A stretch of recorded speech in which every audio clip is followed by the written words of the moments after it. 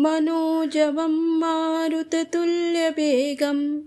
जितेन्द्रियं बुद्धिमतां वरिष्ठं वातात्मजं वानरयूथमुख्यं श्रीरामदूतं शरणं प्रपद्ये। श्रीरामदूतं शरणं प्रपद्ये। अर्थात मन के समान वेग वाले, पवन जैसी गति वाले, जितेंद्रिय, बुद्धिमानों में श्रेष्ठ, वायुदेव के पुत्र, बंदरों के समूह के नायक श्री रामचंद्र जी के दूत हनुमान जी की मैं शरण में जाता हूँ। ओम श्री हनुमते नमः। आप सभी का हमारे YouTube चैनल पर हार्दिक स्वागत है। ज्येष्ठ माह के हर एक मंगलवार का विशेष महत्व है। इसे बुढ़वा मंगल या बड़ा मंगल के नाम से जानते हैं। इस दिन भगवान हनुमान की विधिवत पूजा करने के साथ साथ व्रत रखने का भी विधान है। मान्यता है कि इस दिन हनुमान जी की विधिवत पूजा करने के साथ व्रत रखने से शुभ फलों की प्राप्ति होती है। इस बार ज्येष्ठ माह में कुल 4 बुढ़वा मंगल पड़ रहे हैं। पहला बड़ा मंगल 28 मई, दूसरा बड़ा मंगल 4 जून को, तीसरा बड़ा मंगल 11 जून, चौथा बड़ा मंगल 18 जून को पड़ेगा। पंचांग के अनुसार पहले बड़ा मंगल के दिन काफ़ी शुभ योग बन रहा है। इस दिन ब्रह्म योग सुबह 4:27 से शुरू हो रहा है तो रात को 2:05 पर समाप्त हो रहा है। इस दिन सुबह उठकर सभी कामों से निवृत्त होकर स्नान करके स्वच्छ वस्त्र धारण कर लें। इसके बाद मंदिर की सफाई कर लें। फिर एक लकड़ी की चौकी या फिर मंदिर में ही एक लाल रंग का कपड़ा बिछाकर हनुमान जी की मूर्ति या फिर तस्वीर रख लें। इसके बाद हनुमान जी को फूल, अक्षत, सिंदूर, नैवेद्य चढ़ाने के बाद बूंदी या बेसन के लड्डू, तुलसी दल चढ़ाकर पान का बीड़ा अर्पित करें। इसके बाद जल चढ़ाने के साथ घी का दीपक और धूप जला लें। फिर हनुमान चालीसा, हनुमान मंत्र आदि का पाठ कर लें।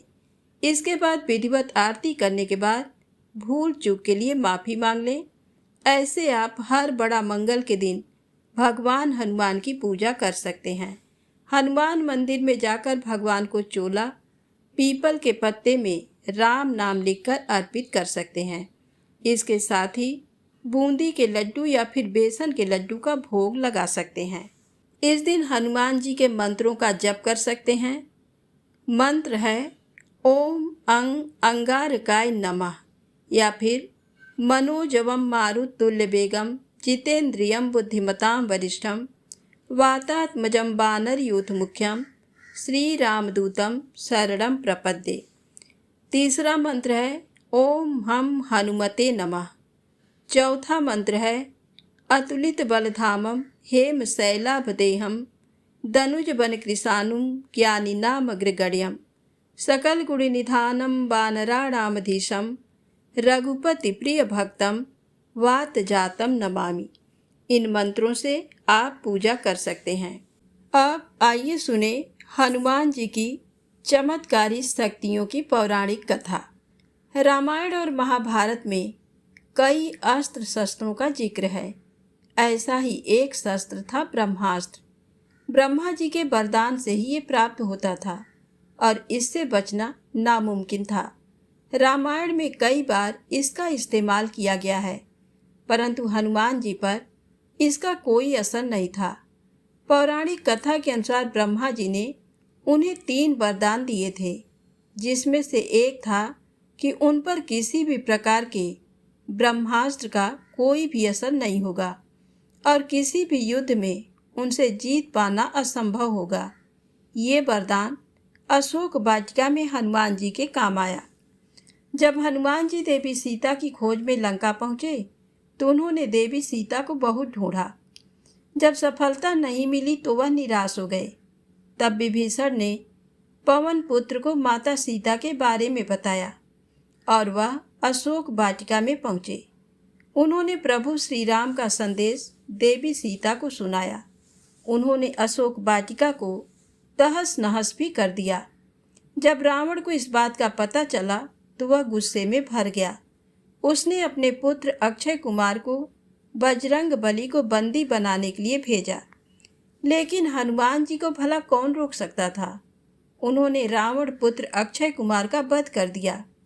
फिर रावण का दूसरा पुत्र मेघनाथ हनुमान जी को पकड़ने आया। मेघनाथ मायावी था और उसे तंत्र विद्या का भी ज्ञान था, लेकिन जब उनके बीच युद्ध शुरू हुआ तब उसने अपनी सारी शक्तियाँ, सारी माया, सारी तांत्रिक विद्या, सारे अस्त्र शस्त्र प्रयोग करके देख लिए, परंतु हनुमान जी के आगे वह सब के सब बेकार हो गए। आखिर में मेघनाथ ने ब्रह्मास्त्र का प्रयोग किया। वरदान के कारण हनुमान जी को कुछ नहीं हो सकता था, लेकिन ब्रह्मा का अस्त्र होने के कारण उन्होंने सोचा, यदि मैं इस ब्रह्मास्त्र का अपने ऊपर कोई असर नहीं पड़ने दूंगा तो ये ब्रह्मास्त्र का अपमान होगा, जिससे संसार में इसका गौरव घट जाएगा। ब्रह्मास्त्र के छूते ही हनुमान जी बेहोश होकर गिर पड़े। तभी मेघनाथ के संकेत पर राक्षसों ने हनुमान जी को रस्सी से बांध लिया, पर वह मूर्ख ये नहीं जानते थे कि दूसरी रस्सी के छूने से ही ब्रह्मास्त्र का असर समाप्त हो गया था। इसका मतलब हनुमान जी को होश आ गया था। वह चाहते तो उन राक्षसों को मार सकते थे, परंतु उन्होंने ऐसा कुछ नहीं किया। उन्होंने अपने आप को बंध जाने दिया, क्योंकि वह रावण और उसकी राज्यसभा को देखना चाहते थे। हनुमान जी की 8 सिद्धियों में से एक सिद्धि थी प्राकाम्य, जिसका अर्थ है जो भी इच्छा हो उसे प्राप्त कर लेना। इसी सिद्धि के बल पर पृथ्वी की गहराइयों में पाताल तक जाया जा सकता है और आकाश में कितनी ही ऊंचाइयों पर उड़ा जा सकता है। यही नहीं, मनचाहे समय तक पानी में भी जीवित रहा जा सकता है। रामचरितमानस के अनुसार प्रभु श्री राम के साथ युद्ध के दौरान जब रावण का बेटा मेघनाथ मार दिया गया, तब रावण ने अपने भाई अहिरावण से मदद मांगी। वह पाताल का राजा था और जैसा चाहे वैसा रूप ले सकता था। उसने श्री राम और लक्ष्मण का अपहरण करने की साजिश रची थी और इसके लिए अहिरावण ने रात का वक्त चुना, जब पूरी वानर सेना सो रही थी। तब उसने विभीषण का रूप लेकर श्री राम और लक्ष्मण को अगवा कर लिया। अहिरावण ने मायावी शक्तियों का इस्तेमाल कर किसी को भी भनक नहीं लगने दी। श्री राम और लक्ष्मण जी को पाताल लोक में ले गया। जब विभीषण को पता चला कि श्री राम और लक्ष्मण उनके बीच नहीं है, तो विभीषण तुरंत समझ गए कि ये सब जरूर ही अहिरावण का किया धरा है। जिसके बाद श्री राम भक्त हनुमान ने एक बार फिर से वचन दिया कि उनके रहते श्री राम और लक्ष्मण को किसी भी तरह की चोट नहीं पहुंच सकती है। हनुमान जब श्री राम और लक्ष्मण को लेने के लिए निकले तो रास्ते में उनकी मुलाकात मकर ध्वज से हुई, जो बंदर और मछली की तरह दिखता था। पूछताछ करने पर मकर ध्वज ने कहा कि वह हनुमान का पुत्र है और वह तब पैदा हुआ था जब हनुमान जी ने लंका जाने के लिए समुद्र पार किया था। तभी हनुमान जी का पसीना पानी में गिरकर एक मछली के गर्भ में चला गया, जिससे मकर ध्वज का जन्म हुआ। मकर ध्वज पाताल लोक का स्वामी था और पिता को सामने देखकर भी उसने अपने स्वामी अहिरावण की भक्ति नहीं छोड़ी। तब दोनों के बीच भीषण युद्ध हुआ और आखिर में मकर ध्वज को हार माननी पड़ी। हनुमान जी ने उसे वहीं बंदी बना लिया और पाताल लोक के अंदर चले गए। अंदर पहुंचकर हनुमान जी ने देखा कि श्री राम तथा लक्ष्मण बेहोशी की हालत में मायावी देवी के सामने पड़े हैं और अहिरावण उनकी बलि की तैयारी कर रहा है। अहिरावण ने मायावी देवी की मूर्ति के सामने 5 दिशा में 5 दिए जला रखे हैं, जिनको एक साथ एक ही समय में बुझाने पर अहिरावण की मौत हो सकती थी। इसलिए हनुमान जी ने अपना पंचमुखी रूप लेकर एक साथ 5 दीप बुझा दिए, जिनके बुझाते ही अहिरावण की मौत हो गई। इसके बाद हनुमान जी ने श्री राम और लक्ष्मण को स्वतंत्र किया और वापस पृथ्वी लोक चले गए। जाने से पहले श्री राम ने मकर ध्वज को पाताल लोक का राजा बना दिया। हनुमान जी 8 सिद्धियों के स्वामी थे। उन्हीं में से 2 सिद्धियां थी, अणिमा और महिमा, जिससे बजरंगबली अपना आकार एक मच्छर से भी छोटा और हिमालय से भी बड़ा कर सकते थे। जब पवन पुत्र हनुमान उड़कर माता सीता की खोज में लंका जा रहे थे, तब अनेक राक्षस उनके सामने आए, जिनका एकमात्र मकसद हनुमान जी को लंका जाने से रोकना था। परंतु क्या आप जानते हैं, उन सभी राक्षसों में से एक को स्वयं देवताओं ने हनुमान जी की परीक्षा लेने के लिए भेजा था। लंकापति रावण के डर से सभी देवता पाताल में चले गए थे। हनुमान जी को लंका जाता देखकर देवताओं को लगा कि वह रावण का सामना कर भी पाएंगे या नहीं। इसी कारण उन्होंने हनुमान जी की बल बुद्धि की परीक्षा लेना जरूरी समझा और नागों की माता सुरसा को आदेश देकर उनके पास भेजा। सुरसा राक्षसी का रूप बनाकर हनुमान जी के सामने आई और उनका रास्ता रोकते हुए बोली कि देवताओं ने आज तुम्हें मेरा भोजन बनने के लिए भेजा है। मैं तुम्हें खाकर अपनी भूख शांत करूंगी।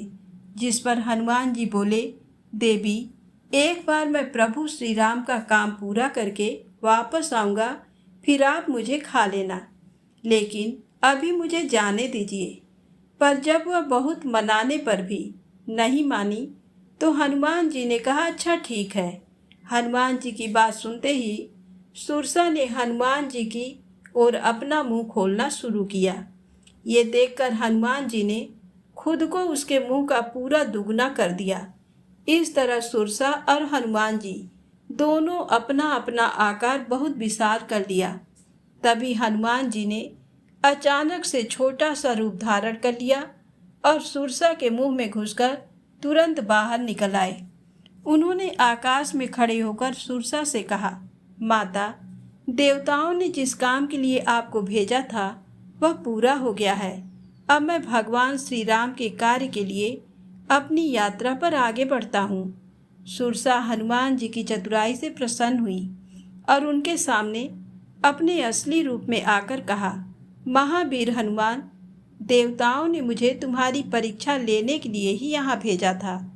तुम्हारी बल बुद्धि की बराबरी करने वाला तीनों लोकों में कोई नहीं है। तुम जल्द ही भगवान श्री राम के सारे कार्य पूरे करोगे, इसमें कोई शक नहीं है। ऐसा मेरा आशीर्वाद है। जिसके बाद सुरसा रास्ते से हट गईं और हनुमान जी अपने लक्ष्य की तरफ बढ़ चले। हनुमान जी को तीसरा वरदान था वज्र सा कठोर शरीर। जब सूर्य को फल समझकर निगलने पर इंद्रदेव ने हनुमान जी पर वज्र से प्रहार किया, तब पवन देव ने क्रोधित होकर धरती की सारी हवा बंद कर दी। तब इंद्रदेव ने हनुमान जी को वज्र के जैसा कठोर होने का वरदान दिया और तभी से हनुमान जी बजरंगबली कहलाने लगे। एक घटना हनुमान जी की बाल्यावस्था में घटी। एक दिन वह अपनी नींद से जागे और उन्हें बहुत तेज भूख लगी थी। तभी उन्हें पास की एक वृक्ष पर लाल पका फल दिखा और वह उसे खाने के लिए निकल पड़े। हनुमान जी जिसे लाल पका हुआ फल समझ रहे थे वह सूर्य देव थे। पवन पुत्र होने के कारण हनुमान जी के पास उड़ने की शक्ति पहले से ही थी, इसलिए वह अपनी भूख मिटाने हवा की रफ्तार से सूरज की ओर बढ़ने लगे। उस रोज अमावस्या का दिन था और राहु सूर्य को ग्रहण लगाने वाले थे, लेकिन वह सूर्य को ग्रहण लगा पाए उससे पहले ही हनुमान जी सूर्य को निगल गए। राहु कुछ समझ नहीं पाए कि हो क्या रहा है। उन्होंने इंद्र से सहायता मांगी।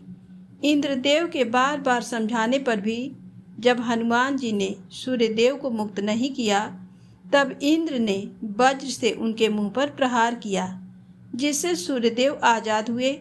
वही चोट लगने से मारुति बेहोश होकर आकाश से धरती की तरफ गिरने लगे। जब पवन देव को इस घटना की खबर मिली, तब वह क्रोधित होकर हनुमान जी को अपने साथ लेकर एक गुफा में बंद हो गए। और उन्होंने पूरे संसार की वायु रोक दी। इसके बाद पृथ्वी पर जीवों में हाहाकार मच गया। इस विनाश को रोकने के लिए सारे देवता ब्रह्मा जी के पास जाकर पवन देव को समझाने की विनती करते हैं। फिर ब्रह्मा जी गुफा में जाकर हनुमान जी को अपने हाथों से छूकर होश मिलाते हैं और पवन देव से कहते हैं कि वह अपने गुस्से को शांत करे और पृथ्वी पर जीवन को दोबारा चलने दें। अपने पुत्र को ठीक होता देख पवन देव वायु का प्रवाह फिर से शुरू कर देते हैं। इसके बाद ब्रह्मा जी ने देवताओं से कहा, ये कोई साधारण बालक नहीं है। इस बालक का जन्म देवताओं के कार्य पूर्ण करने के लिए हुआ है, इसलिए यही उचित होगा कि सभी देवता इसे वरदान दें। ब्रह्मा जी की आज्ञा मानकर इंद्र आगे बढ़े और उन्होंने कहा, इसकी हनु यानी कि ठोड़ी मेरे वज्र से टूट गई है, इसलिए आज से इस बालक का नाम हनुमान भी होगा और मैं वरदान देता हूँ कि मेरा वज्र इस पर बेअसर होगा। और इसी तरह हनुमान जी का शरीर इंद्रदेव के सबसे शक्तिशाली अस्त्र से भी कठोर बन गया। पवन देव के क्रोध के बाद अग्निदेव ने हनुमान जी को वरदान दिया था कि उन पर आग का कोई असर नहीं होगा। यही कारण है कि इतनी बड़ी लंका में आग लगाने के बाद भी उनकी पूंछ नहीं जली और वह सही सलामत वापस आ गए। अशोक वाटिका में मेघनाथ ने हनुमान जी को ब्रह्मास्त्र से बंदी बना लिया था और रावण के सामने लाकर खड़ा कर दिया था। हनुमान जी ने देखा कि राक्षसों का राजा रावण बहुत ही ऊंची सोने के सिंहासन पर बैठा हुआ है। उसके आसपास बहुत से शक्तिशाली योद्धा और मंत्री भी बैठे हुए हैं, लेकिन इन सब का हनुमान जी पर कोई असर नहीं हुआ। वह वैसे ही बिना डरे खड़े रहे। ये देखकर रावण ने पूछा, बानर तू कौन है और तेरी हिम्मत कैसे हुई मेरी ही लंका में घुसकर राक्षसों को मारने और मेरी वाटिका को बर्बाद करने की। जिस पर हनुमान जी ने कहा, जो पूरे ब्रह्मांड के स्वामी हैं, मैं उन भगवान श्री राम जी का दूत हूँ। तुम छल से उनकी पत्नी का हरण कर ले आए हो, उन्हें सम्मान सहित वापस कर दो। इसी में तुम्हारी और तुम्हारे परिवार की भलाई है। ये सुनकर रावण को बहुत ही गुस्सा आया। उसने राक्षसों को हनुमान जी को मार डालने का आदेश दिया। राक्षस उन्हें मारने दौड़े, लेकिन तब तक विभीषण वहां पहुंच गए और कहा कि ये तो बस एक दूत है, इनका काम अपने स्वामी का संदेश पहुंचाना है, इनको मारना सही नहीं होगा, इन्हें कोई दूसरी सजा देनी चाहिए। ये सुझाव रावण को पसंद आया। उसने कहा, ठीक है, बंदरों को अपनी पूंछ से बड़ा लगाव होता है, इसकी पूंछ में आग लगा दो। जब ये बिना पूंछ का होकर अपने स्वामी के पास जाएगा, तब फिर उसे भी साथ लेकर लौटेगा। ये कहकर वह जोर जोर से हंसने लगे। रावण के आदेश पर राक्षसों ने हनुमान जी की पूंछ पर तेल से भिगो भिगो कर कपड़े लपेटने लगे। तभी हनुमान जी ने अपनी सिद्धि का इस्तेमाल किया और वह धीरे धीरे अपनी पूंछ बढ़ाने लगे और अंत में ऐसा हुआ कि पूरी लंका में कपड़े, तेल, देसी घी खत्म हो गए। तब राक्षसों ने बिना देर किए उनकी पूंछ में आग लगा दी।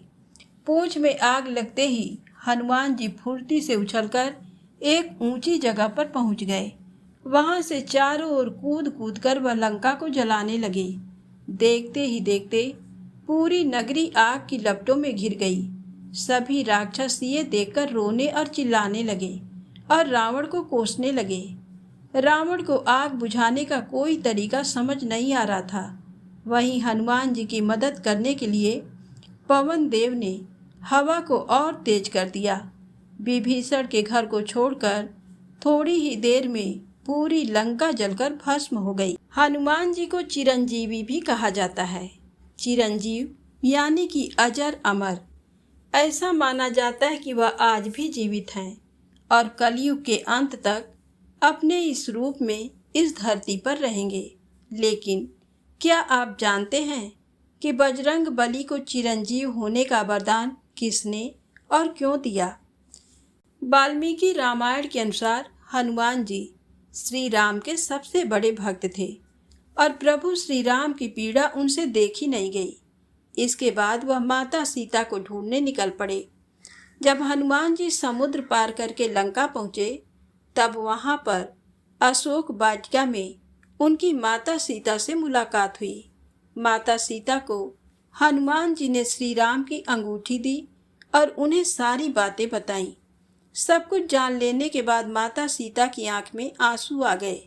तब हनुमान जी ने एक पुत्र की तरह माता सीता को शांत किया और उन्हें विश्वास दिया कि जल्द ही श्री राम उन्हें वहां से छुड़ा लेंगे। तब माता सीता ने हनुमान जी की भक्ति से खुश होकर उन्हें अमर होने का वरदान दिया था और कहा कि कभी भी किसी भी अस्त्र शस्त्र से हनुमान जी को कोई नुकसान नहीं होगा और उनका बल कभी कम नहीं होगा। इसके बाद रावण के खिलाफ युद्ध में वह प्रभु श्री राम के सबसे बड़े सहयोगी के रूप में लड़े थे। अब पूरे युद्ध के दौरान उन्हें किसी भी तरह की चोट नहीं आई थी। अयोध्या लौटने के बाद उन्होंने श्री राम की पूरी भक्ति से हर दिन सेवा की। लेकिन जब एक दिन भगवान श्री राम ने स्वर्ग लौटने की बात कही तब ये सुनकर हनुमान जी बहुत दुखी हो गए और तब माता सीता के पास अपनी बात लेकर पहुँचे। हनुमान जी ने माता सीता से कहा कि आपने अमर होने का वरदान तो दिया, पर ये तो बताया नहीं कि जब मेरे प्रभु श्री राम धरती से चले जाएंगे तब मैं क्या करूँगा। और ये कहते हुए हनुमान जी वरदान वापस लेने की जिद करने लगे। तब माता सीता ने श्री राम का ध्यान किया और प्रभु राम वहाँ प्रकट हो गए। भगवान श्री राम ने हनुमान जी को गले लगाते हुए कहा कि हनुमान, मुझे पता था कि तुम सीता के पास आकर यही पूछोगे। धरती पर आने वाला कोई भी जीव अमर नहीं है, लेकिन तुम्हें ये वरदान इसलिए मिला है क्योंकि एक समय धरती पर ऐसा आएगा जब धरती पर कोई देव अवतार नहीं होगा, पापी लोगों की संख्या अधिक होगी और जब तक इस धरती पर राम का नाम लिया जाएगा तब तक राम भक्तों का उद्धार तुम ही करोगे। अपने प्रभु की बात सुनकर हनुमान जी ने अपनी जिद को छोड़ दिया और इस वरदान को प्रभु श्री राम की आज्ञा मानकर स्वीकार कर लिया। यही कारण है कि हनुमान जी आज भी धरती पर मौजूद हैं और भगवान श्री राम के भक्तों की तकलीफ़ों को सुनते हैं और उन्हें अवश्य ही दूर करते हैं। हनुमान जी एक ऐसे देवता हैं जिनकी भक्ति आपको निडर और कर्मशील बना देती है। आप जीवन के किसी भी मोड़ पर उन्हें याद कर सकते हैं, वह आपकी मदद करने जरूर आएंगे। ऐसा माना जाता है कि जहाँ भी प्रभु श्री राम और हनुमान जी की कथा का गुणगान होता है वह वहाँ जरूर मौजूद रहते हैं और हमारे विचारों को पवित्र बना देते हैं। तो आज की कथा बस यही समाप्त होती है। यदि आपको ये कथाएं अच्छी लगी हों तो कमेंट्स में बजरंग बली की जय अवश्य लिखें। चैनल को सब्सक्राइब अवश्य कर लें, ज़्यादा से ज़्यादा शेयर करें। जय माता दी, जय भोलेनाथ, जय बजरंग बली।